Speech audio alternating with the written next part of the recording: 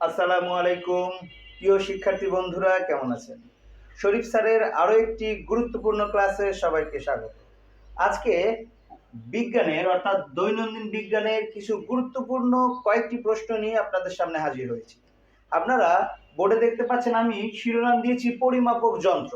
আপনারা যে কোনো চাকরি পরীক্ষায় অংশগ্রহণ করলে এইখান থেকে একটি প্রশ্ন কমন পাবেনই।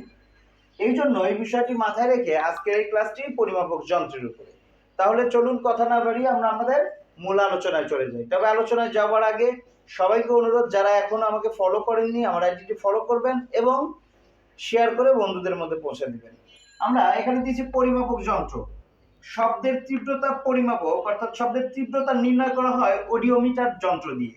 ভূমিকম্প তরঙ্গ পরিমাপ করা হয় সিসমোগ্রাফ দিয়ে। ভূমিকম্প তীব্রতা পরিমাপক হচ্ছে রিক্টার স্কেল।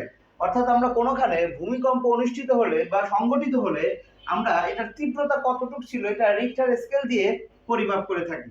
বৃষ্টি পরিমাপক যন্ত্রের নাম হচ্ছে রেইন গেজ। বাতাসের গতিবেগ পরিমাপক যন্ত্র এনিমোমিটার।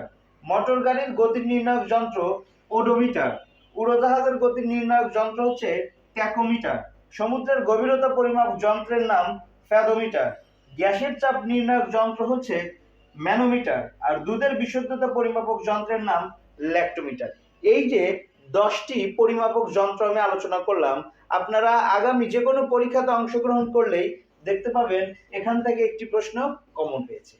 ক্লাসটি কেমন লাগলো অবশ্যই কমেন্টস করে জানাবেন এবং পরবর্তী ক্লাস পাওয়ার জন্য শেয়ার করে আমার সাথেই থাকবেন। ধন্যবাদ।